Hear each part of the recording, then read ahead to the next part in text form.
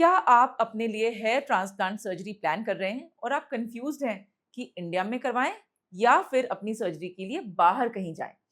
तो इस वीडियो में हम डिस्कस करेंगे कि इंडिया में हेयर ट्रांसप्लांट सर्जरी अगर करवाते हैं तो क्या फैक्टर्स हैं जो इंपॉर्टेंट हैं कंसिडर करने के लिए, और अगर आप किसी अब्रॉड डेस्टिनेशन में जाना चाह रहे हैं तो आपको किन किन बातों का ध्यान रखना चाहिए। पहले हम इस बात पे आते हैं कि आखिर ये सवाल इंपॉर्टेंट क्यों है। हेयर ट्रांसप्लांट तो वैसे एक कॉस्मेटिक प्रोसीजर है और ये एक शॉर्ट प्रोसीजर है, तो कहीं भी करवा लें, इससे क्या फर्क पड़ेगा। मैं आपको बताना चाहूंगी कि as a plastic surgeon what I can definitely tell you is that ये जो प्रोसीजर है ये सिग्निफिकेंटली रिस्की हो सकता है, और आपका जो डिसीजन है ना कि सिर्फ आपके कॉस्ट और रिजल्ट को अफेक्ट करेगा बल्कि आपकी लॉन्ग टर्म सेफ्टी को भी अफेक्ट कर सकता है।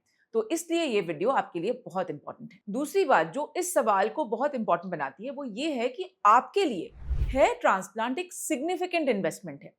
ये मार्केट होता है एक कॉस्मेटिक प्रोसीजर के जैसा, लेकिन आपको ये समझना है कि अल्टीमेटली ये एक सर्जिकल प्रोसीजर है। ये आपके लिए सिग्निफिकेंट इन्वेस्टमेंट है, ना कि सिर्फ आपके पैसे की बल्कि ऑल्सो आपके टाइम की, क्योंकि जो रिजल्ट है हेयर ट्रांसप्लांट का वो 3 से 4 महीने में आना शुरू होता है और ऑलमोस्ट 9 to 10 मंथ्स लगते हैं आपको कंप्लीट रिजल्ट लेने में। तो आप अगर बात करें इंडिया में जो हेयर ट्रांसप्लांट होता है, अगर हम कॉस्ट कंपैरिजन पे आते हैं तो इंडिया में जो हेयर ट्रांसप्लांट सर्जरीज होती हैं वेस्टर्न वर्ल्ड के कंपैरिजन में ऑलमोस्ट 50 to 70% चीपर होंगी।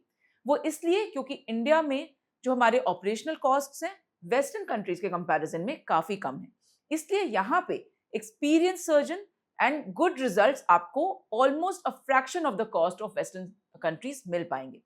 वहीं पे अगर हम कंपेयर करते हैं टर्की जैसे किसी कंट्री को, तो उन केसेस में बहुत बार पेशेंट्स मिसलीड हो जाते हैं कि ये तो बहुत अच्छा रिजल्ट दे रहे हैं और ऑलमोस्ट हाफ से भी कम कॉस्ट लग रही है जो इंडिया में लग रही है। तो मैं आपको बता दूं कि अनरेगुलेटेड क्लिनिक्स, अनहाइजीनिक क्लिनिक्स हर जगह प्रेजेंट हैं।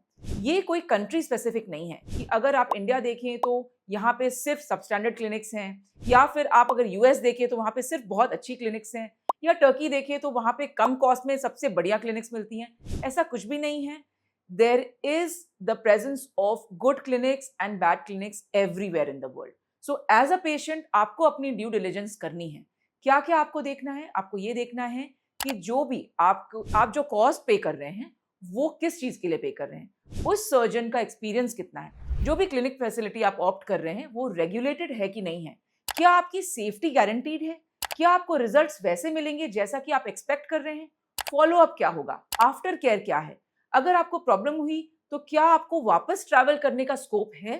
तो ये सारी बातें बहुत इंपॉर्टेंट है जब भी आप अपने हेयर ट्रांसप्लांट डेस्टिनेशन को चूज करें।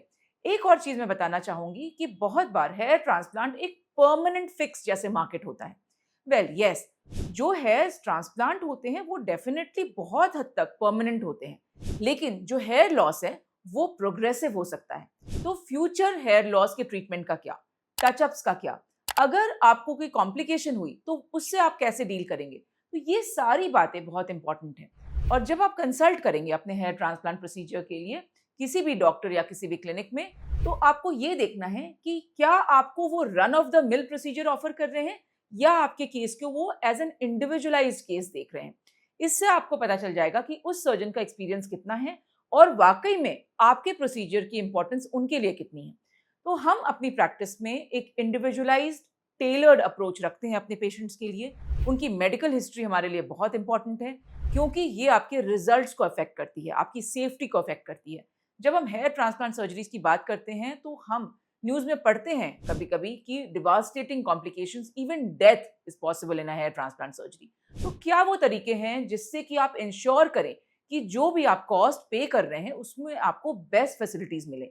और मैं यहाँ पे एक चीज जरूर वार्न करना चाहूंगी अपने व्यूअर्स को कि कभी कभी हम फाइनेंशियली प्रिपेयर्ड नहीं होते एक सर्जरी के लिए। तो अगर आपकी फाइनेंशियल प्रिपरेशन नहीं है एक अच्छे क्रेडिटेड क्लिनिक को ऑप्ट करने के लिए, तो मैं आपको यही सलाह दूंगी कि आप जैसे कि किसी भी चीज के लिए इन्वेस्टमेंट करते हैं और आप प्रिपेयर करते हैं अपने आप को, तो आप हेयर ट्रांसप्लांट सर्जरी के लिए भी अपने आप को फाइनेंशियली प्रिपेयर कीजिए और उस क्लिनिक के लिए ऑप्ट कीजिए जो कि रेगुलेटेड हो, जिसमें कि जो सर्जन है उनका एक्सपीरियंस अच्छा हो और जो आपकी सेफ्टी को सबसे ऊपर रखें।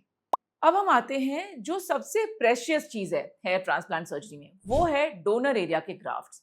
जब आप ऐसे किसी क्लिनिक को ऑप्ट करते हैं, या इंडिया में या फिर अब्रॉड, कहीं भी आप जो, अगर आप कॉस्ट कॉन्शियस हैं, स्पेशली अगर आप एक बहुत ही ज्यादा बजट क्लिनिक को ऑप्ट कर रहे हैं, तो उसमें अगर आपके डोनर एरिया की बैड हैंडलिंग होती है तो डोनर एरिया का परमानेंट लॉस हो सकता है। और ऐसा नहीं है कि अगर आप फॉर एग्जाम्पल यूएसए ऑप्ट कर रहे हैं और आप एक expensive clinic, from the point of view of comparison with India, अगर आप एक एक्सपेंसिव क्लिनिक को ऑप्ट कर रहे हैं तो जरूरी नहीं है कि वहां पे सबसे अच्छे रिजल्ट्स मिलेंगे आपको, क्योंकि जो वहां के एवरेज या लोअर एंड क्लिनिक्स भी हैं, उनकी रनिंग कॉस्ट इंडियन क्लिनिक से सिग्निफिकेंटली हाई होती है।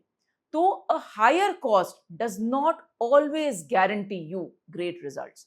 So I would say that in India, we have a good mix of lower operational cost with very high skilled surgeon.